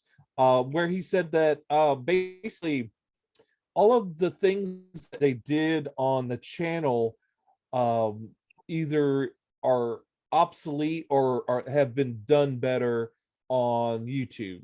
Yep. So as to echo your point about relaunching it uh based on nostalgia, that's when you bring in your initial viewers, go, oh, I remember that, let me check Yep. that out. But if you don't bring anything new to the table, you're not going to retain those fans. Plus, if you have certain creators on your channel telling your viewers not to watch the show or watch their channel, guess what? They're not, because you're not the only game in town anymore. You've got lots of YouTubers Hilarious. that do it better and Yep. do it more often. Yep. Yep. And do it So without the scorn of Gorn, or whatever you want to yeah, call it. Like, Scorn and Born, yeah. yeah, like it's really interesting because, like, you had this VP or that whatever, like, that backed up the little rant there or whatever. And, like, I understand. Look, I'm a modern man. I understand, like, the over simplification of eye candy and whatever, but that has nothing to do with anything. No. You had No. a geek at the premise, at the base of the show. You had a hot chick and you had a geek. That was years of Yeah. tech Well, TV and you whatever, and X Play and whatever. Like, they did it twice. mhm. And the fact that they would even you want to talk about politics and extremism. The fact that they would bring Adam Sessler back on when I'm not even going to give voice to what he said about particular side of the aisle, but he's basically, like, all in on one side of the thing, and, like, repeatedly has been, like, in your face about it. Like, you cannot have hosts, like, okay, you can have hosts like how Howard Stern that stirs up controversy, and this is back in the day, and it works for them. You can't have those guys nowadays, like, on a minor show that's covering an even smaller niche of material. Like, whereas, like you said, like, what has already been said before, which is, like, I'm not covering that. I don't care. Like, I'm not gonna hang anyway. I could go on, but whatever. Yeah. Yeah. Yeah. Yeah, it's just a cautionary tale. This whole episode, but a majority of it's a cautionary tale about antagonizing your audience and Yeah, don't do it. what you what you get from that, and the risk. Yeah, it's never worth the risk. It also, yeah, there's a overall misconception about fans, and especially that Frost rant about sexist fans and whatnot. I don't know about you, but back in the day, girls just weren't interested in No, they weren't. techie and nerdy things. No, they weren't. And one of the things that G4 had going for it, they did have the hot girl. The hot girl was also a fan of games and nerdy stuff, and that was something at the time that was a very revolutionary, a very surprising, and that got Right. views because it's like, oh my god, here's a beautiful woman, and she's also a nerd, and that was something unique, and and it inspired a lot of other girls right. to to become Right. nerdy and and fans. and not just because she was eye candy or whatever horse Mm-mm. shit that dumb bitch espoused on the stream, as it were. And I say this factually speaking.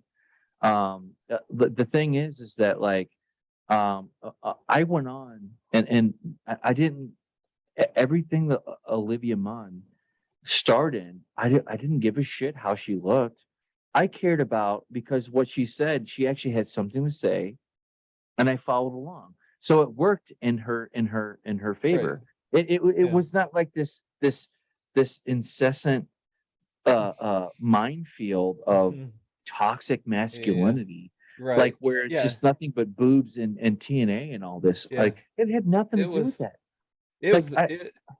I understand. Oh, well, I'll say the only time toxic, the term toxic masculinity is true is, yeah, when you get a bunch of guy gamers together to play maybe D&D after a night of gaming all night, that they do start to become toxic as far as the smell. Now Yeah, now whatever. back in high school, if some hot chick or any chick, no whether she's hot or not, if she was expressed Right. interested in a D&D game, we would go, oh no, you got to go away, we're toxic, we don't like women. We No, would have been flipped over backwards going, oh yeah, let's show you. And I no, yeah, nobody in the real world thinks like that. right. Nobody in the real world thinks like some dipshit fucking Twitter celebrity blue check mark piece of shit. And I apologize, but like this is just something near and dear.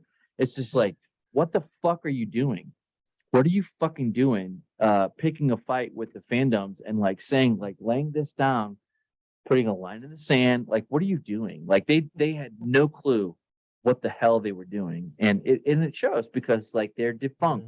Essentially, G4 is now whatever, and Yep. that sucks. That sucks from the standpoint because like even as it is, okay, you can take Adam Sessler as he is today. That's fine. I don't care. He can have as much radical extremist views on one end of the scale. That's fine. I don't care. And I will say that Fruskerian made a good point in her rant. Basically, she said, "Hey guys, hey, whatever the review is, understand that it's not me writing the review." And she sucked at it because like, and she admitted this on her Twitter weeks later, that basically she said, look, I'm here for the gameplay and I'm here for the challenge. I am not here for the reviews or the news aspect. I suck at that. Props to her for being open like that. And the thing that is the saddest of all this whole thing is that if instead of making a rant at the fans and coming at the fans and saying, you don't like me because I'm not as bangable, her words, not mine, bangable as Morgan Webb and Olivia Munn, if she would have been cool, if you would have been a cool man and just been honest and said, hey, my thing is like, I like to play the thing. You don't like the thing, whatever, move on. I think we would have had a very, very different outcome than full bore, screw you, screw this, screw that, whatever, and I only say this language and I only use this language as a defensive mechanism because you used it, I'm going to use it, and when there's comeuppance, I will absolutely rail on that. I will absolutely, because these people are only going to learn by one thing alone, and that is rejection and disrespect to the fandom, to the nerdom.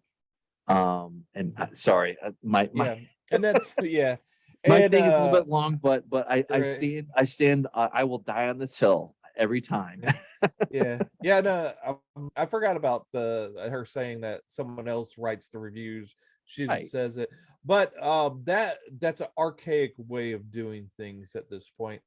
That's a very much channel TV sort of way of doing things. Right. Whereas now with YouTube, you go to reviewers that review well, that Right. reviews games in a way that aligns with your opinion on games. You watch various reviews, you find a reviewer that aligns closely to the way you think, and you watch that reviewer because you know that that guy, if he likes it, guy or girl, if they like it, Right. more than likely you're gonna like it. So Right. you're going for well reviewed, and a lot of the top rated or top viewed reviewers of any given game, that's going to be the top guys and gals. Watch them, see which one you like. Right. So there's a plethora of choice as far as who you get to watch, and if you're doing reviews by having some person write it, another person read it, that aren't passionate about reviewing, it's going to show. You're not going to get the views, and it's going to kill I off your channel. I I don't understand it. Like if you would have come honestly and said, I'm not into this game, this isn't my thing. Like the thing that I guess the biggest problem I have is that you are not willing to give the audience the benefit of the doubt. And when you don't do that, I can't do that with you. Okay. When you come at me and you attack me or whatever, whatever, like, what do you think's going to happen? What do you, like, you're not going to win that fight. Like, that's just stupid. So if anything, if she can learn, and again, I'm very much about learnable, teachable moments.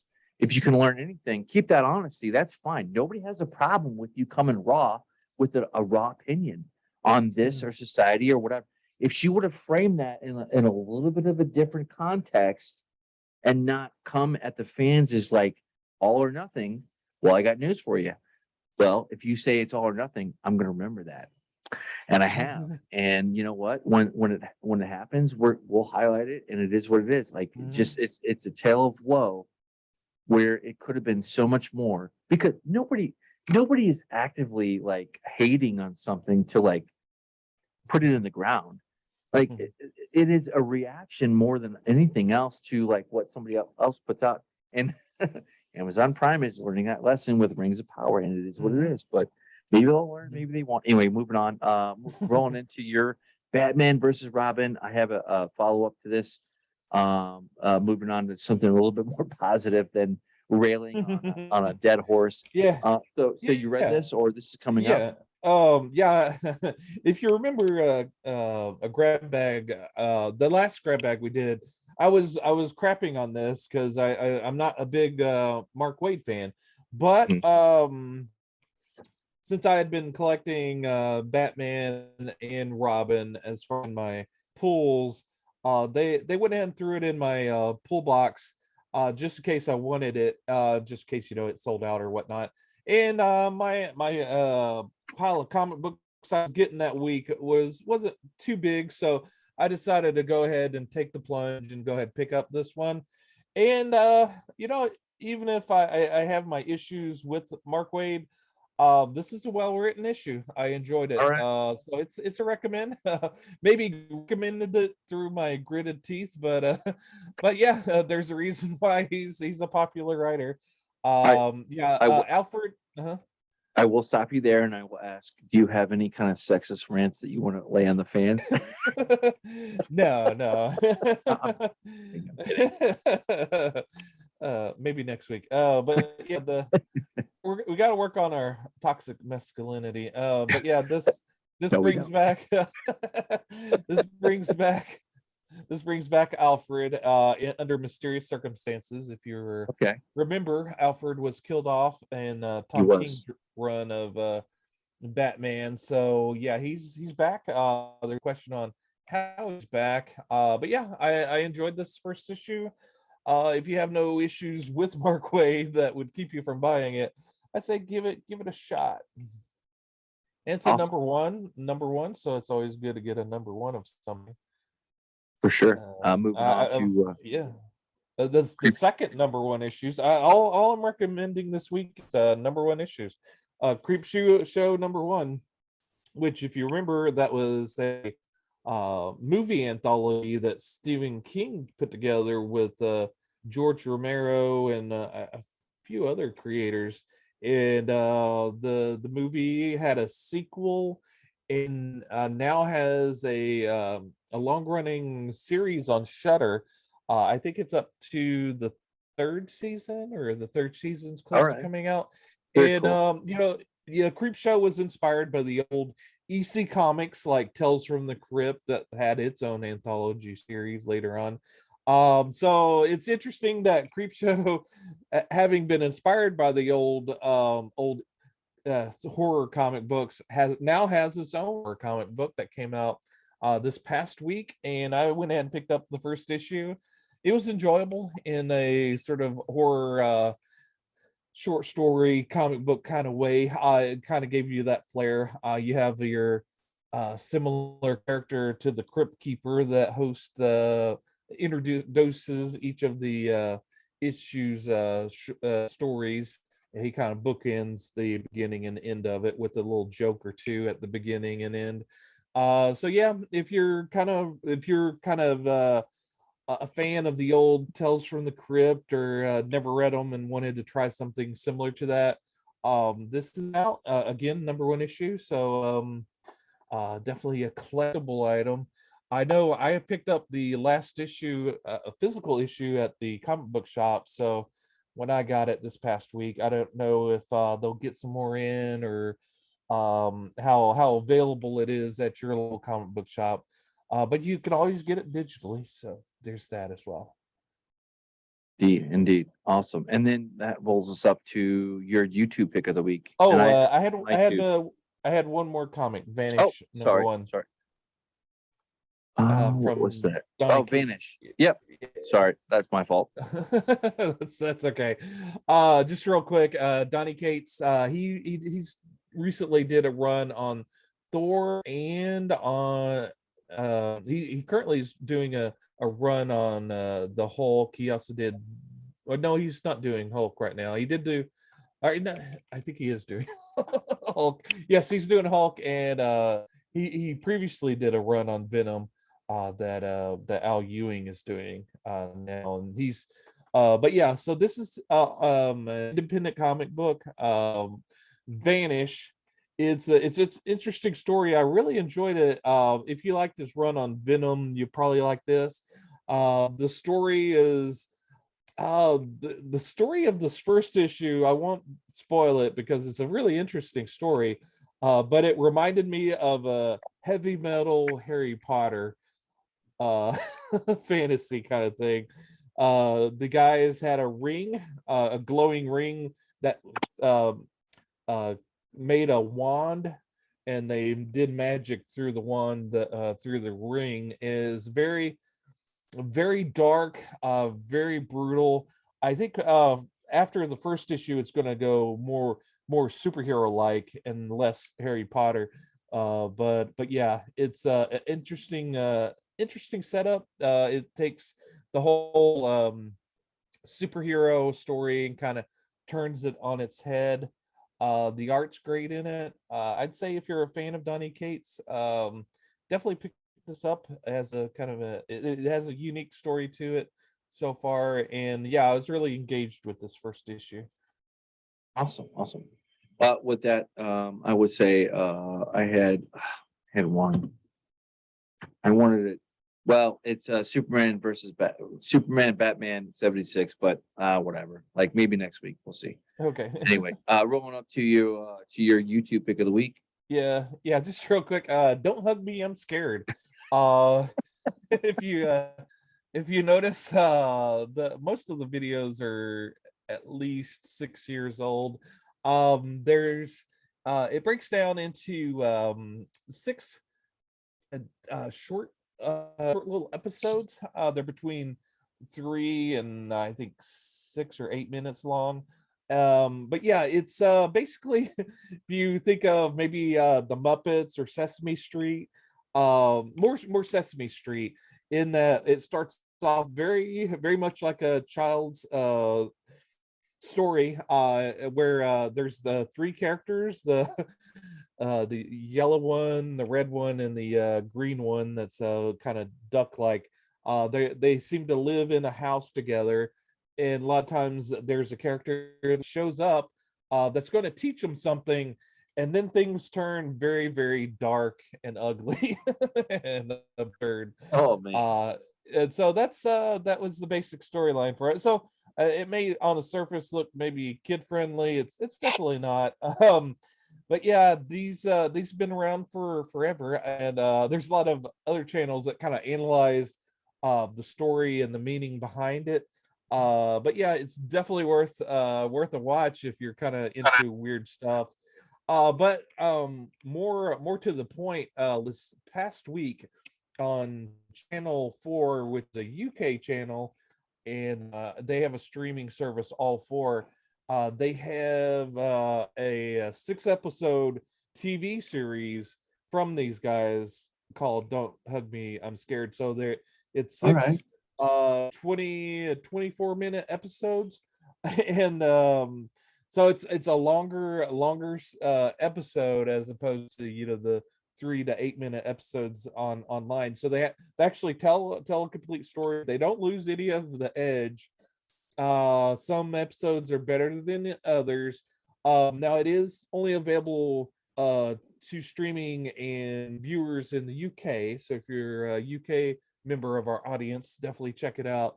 But Yeah. there's some enterprising individuals that have put those episodes up on YouTube. I don't know how legal that is and whether or not they get taken down. I might have watched it on there on YouTube that way.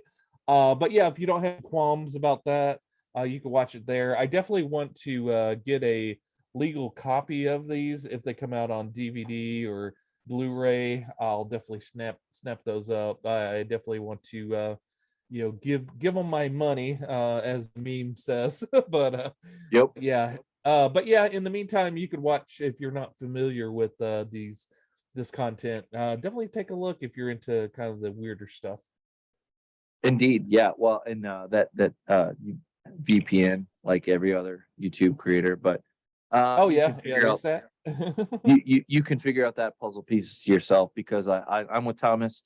I just want to come up to the counter and I want to give you my money and I want to watch what I want to watch and like let it be. That's again another way of not being where the fans are at. And some of this is beyond their control, I guess. But whatever, regional block is bullshit, but it is what it is. So good content is not. Yeah. That's for sure. And the fans are going to show up where you make it available for sure. Mhm. Cool. Yeah. Awesome. And with that, I think that brings us up to the end of our show. We had a very big grab Oh, bag. I've Oh, got go ahead. I've got a surprise cringe corner. I told you Uh-oh. it might Do it. surprise you with it. Again, I think this is gonna be okay to do. If not, we'll have to cut it off. So it's let me send you the link here. Do it. The video, you'll want to jump about 25 seconds into it. We're gonna play a little bit of it. There's a channel called the Uncharted Zone that has a lot of independent music on it, and there's a music artist on there named Mark Gormley. Some might say the music's cringe, but I'm going to guarantee that it's going to grow on you. I think we can maybe play about 30 seconds of it or so to let our audience get a taste of it.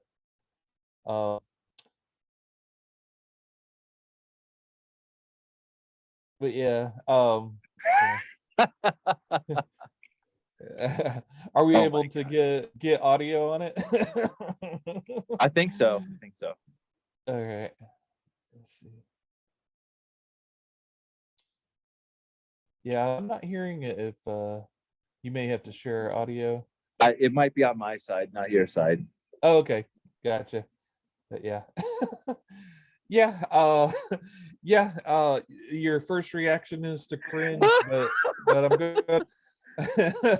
Oh my God. I'm gonna mute it here so I can hear you. But that's um, awesome.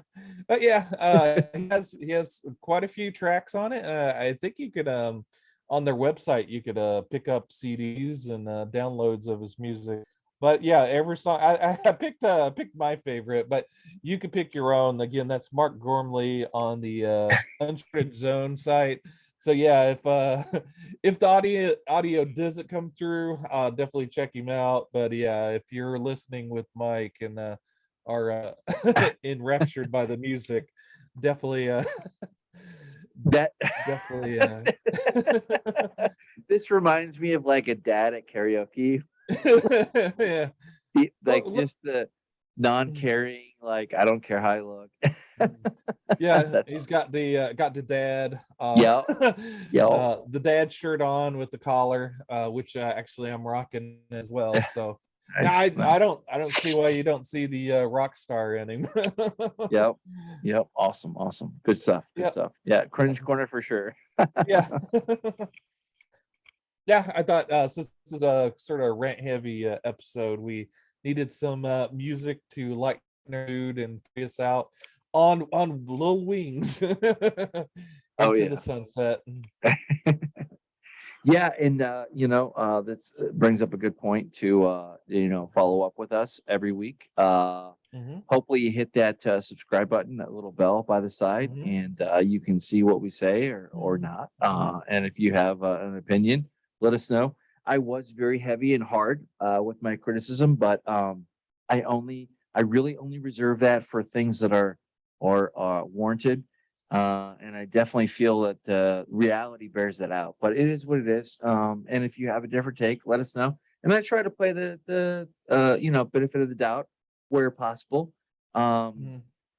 it just sucks because every fan, nerd, we want to see good, wonderful Hmm. content, and not Yep. everything is a winner. We get that. Hmm. Like we have our cult classics, but we have definitely covered in the past up till now, and you will continue to get that with us in the coming weeks, months. Hmm. We might look at branching out and making this a little bit bigger than it is, but we can't get there without you. So we Hmm. definitely encourage, even if you don't like it, dislike it, that's fine. Let us Yeah. know.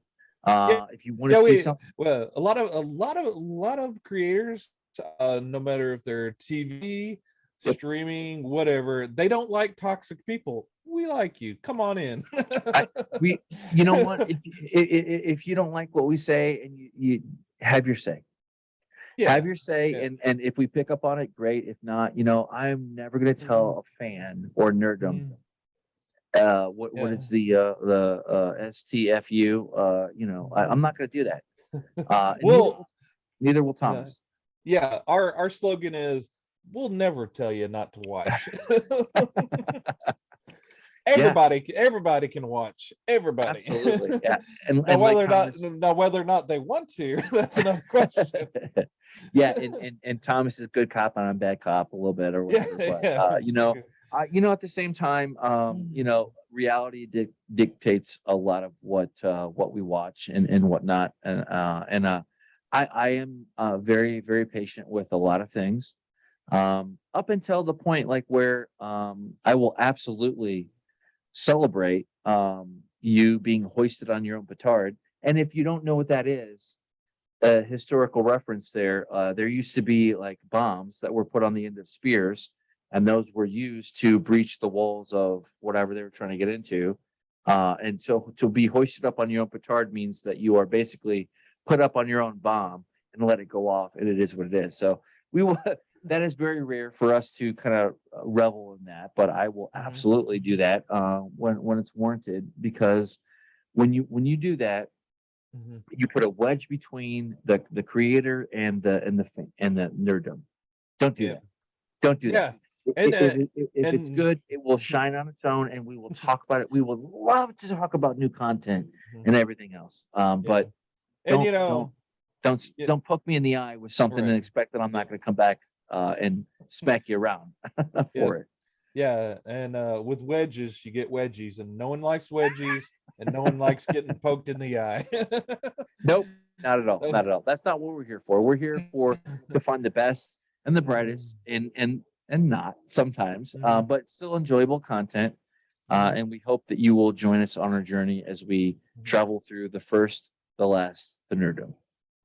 Excelsior. Indeed. And with that, we'll see you next week. See ya.